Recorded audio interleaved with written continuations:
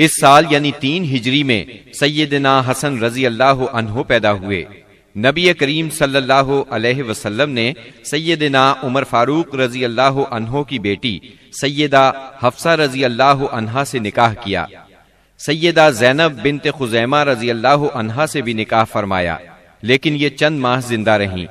وراثت کا قانون بھی اسی سال نازل ہوا۔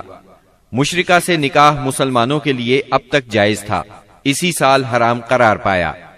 احد میں مسلمانوں کو جو وقتی شکست اٹھانا پڑی، اس کے اثرات اچھے نہیں نکلے۔ دشمن دلیر ہو گئے اور وہ کھل کر مد مقابل آ گئے، اور کئی واقعات ایسے پیش آئے جو مسلمانوں کے حق میں بہتر نہیں تھے۔ یہاں ہم ان واقعات کا ذکر کرتے ہیں۔ ازل اور قارہ قبائل کے کچھ لوگ رسول اللہ صلی اللہ علیہ وسلم کے پاس آئے اور درخواست کی، اے اللہ کے رسول، ہمارے ہاں اسلام کا چرچا ہے لیکن دین سکھانے والا کوئی نہیں، لہٰذا آپ ہمیں دین سکھانے اور قرآن پڑھانے کے لیے کچھ لوگوں کو بھیج دیں۔ نبی اکرم صلی اللہ علیہ وسلم نے ان کی درخواست سن کر اپنے 10 صحابہ کو سیدنا عاصم بن ثابت رضی اللہ عنہ کی امارت میں روانہ فرمایا۔ جب یہ لوگ رجی کے مقام پر پہنچے تو ان لوگوں نے غداری کی اور قبیلہ حذیل کی ایک شاخ بنو لحیان کو ان پر چڑھا لائے۔ ان کے قریباً 100 تیر اندازوں نے انہیں ایک ٹیلے پر گھیر لیا، پھر انہیں یہ عہد و پیمان دیا کہ اگر وہ لڑے بغیر نیچے اتر آئیں تو وہ انہیں قتل نہیں کریں گے۔ ان کی بات سن کر سیدنا عاصم رضی اللہ عنہ نے اترنے سے انکار کر دیا اور اپنے ساتھیوں کے ساتھ مل کر جنگ شروع کر دی۔ اس طرح اس جنگ میں 7 صحابہ شہید ہو گئے، 3 باقی رہ گئے۔ کفار نے پھر وہی عہد دیا، چنانچہ وہ تینوں ٹیلے سے اتر آئے، مگر کفار نے بد عہدی کی اور انہیں باندھ لیا۔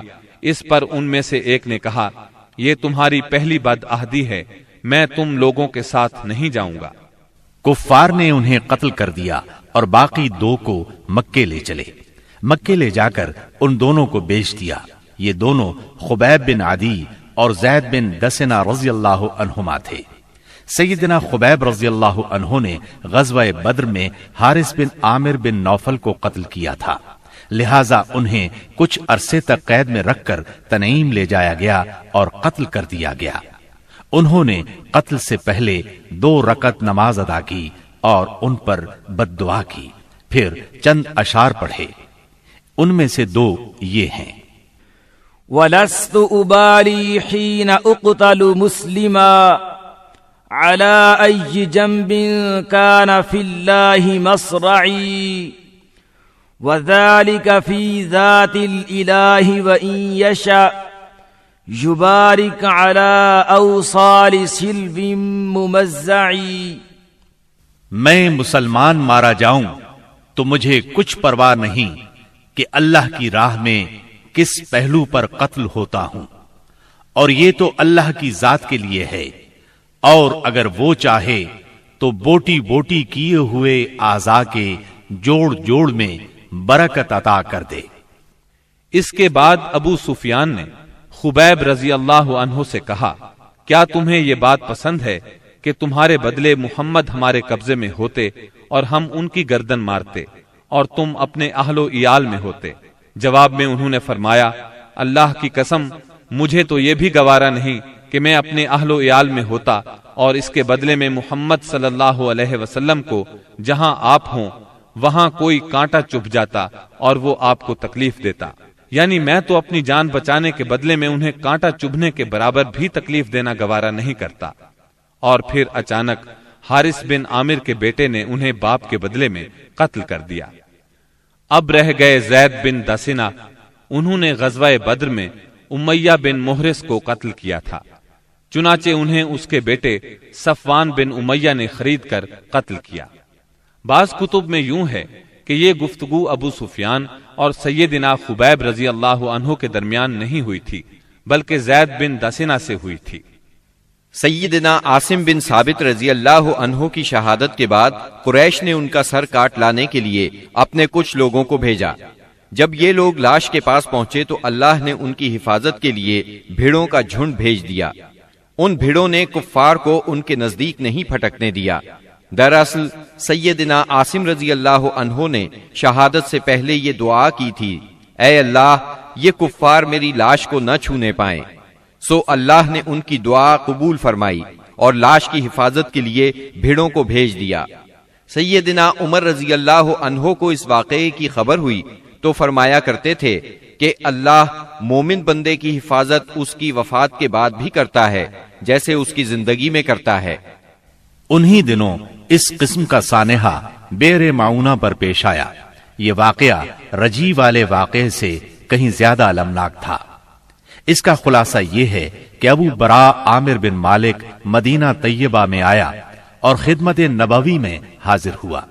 یہ ملائب الاسنہ کے لقب سے مشہور تھا۔ اس کا مطلب ہے نیزوں سے کھیلنے والا۔ آپ نے اسے اسلام کی دعوت دی۔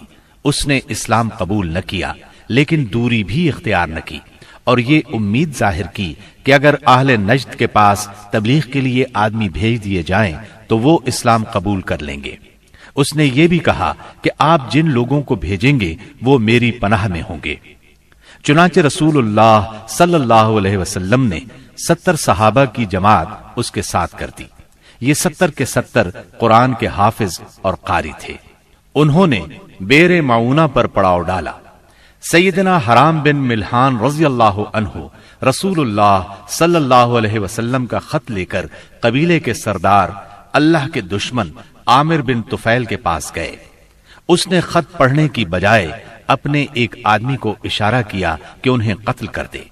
اس نے کمر کی طرف سے نیزے کا وار کیا، نیزہ آر پار ہو گیا۔ وہ یہ کہتے ہوئے گرے، رب کعبہ کی قسم میں کامیاب ہو گیا۔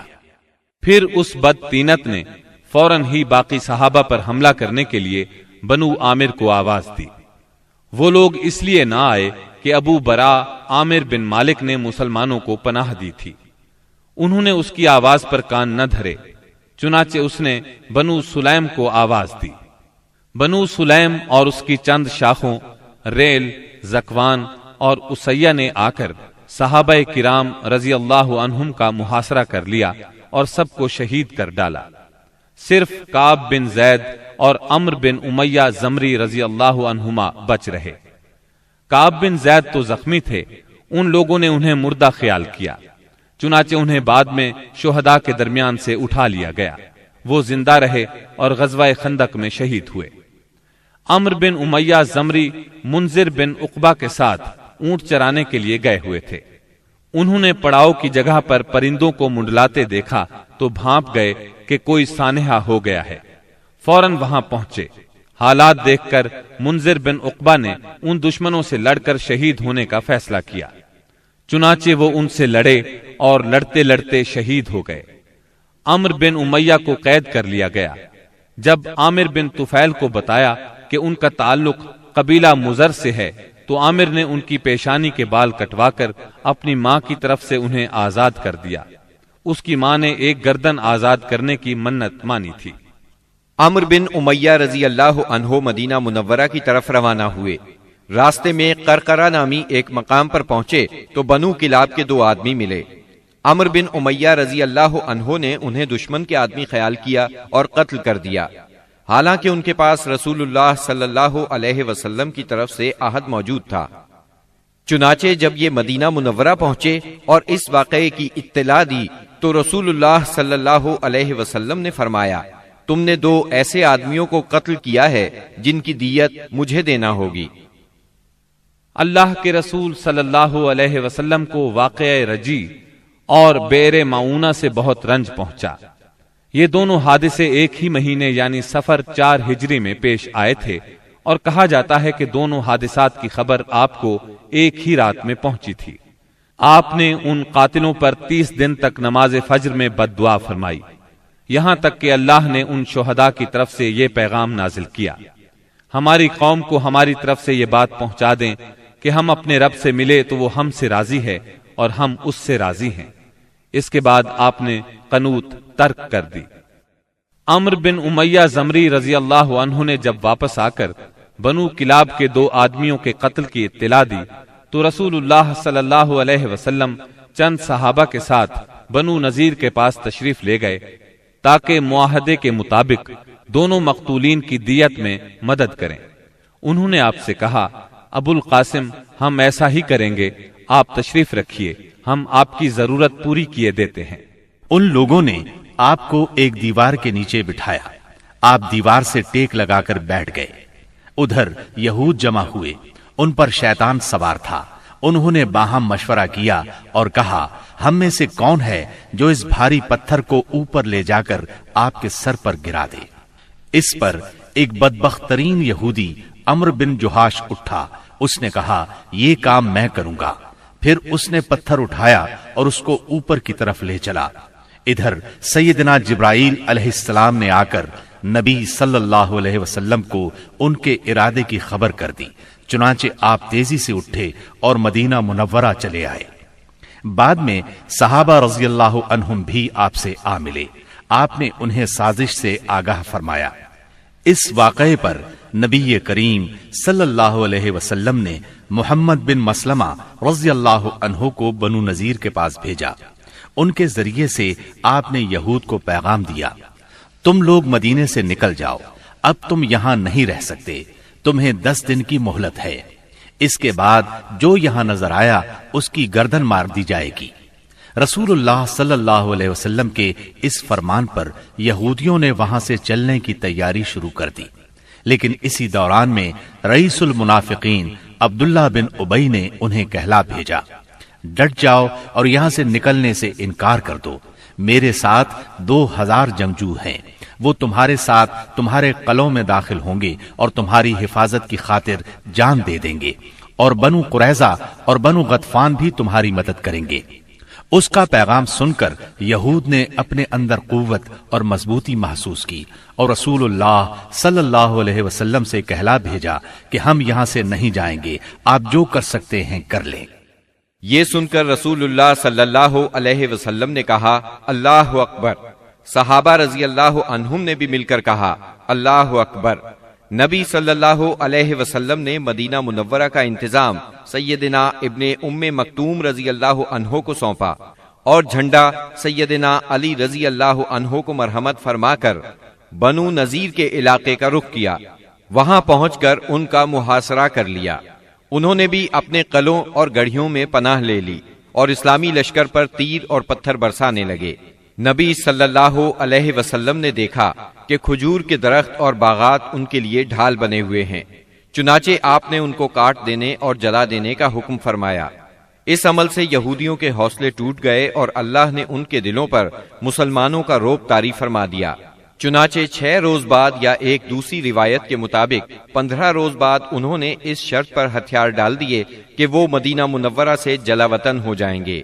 اس موقع پر بنو قریظہ بھی ان سے الگ تھلگ رہے۔ منافقین کے سردار اور ان کے حلیفوں نے بھی وعدہ خلافی کی اور ان کی مدد کو نہ آئے۔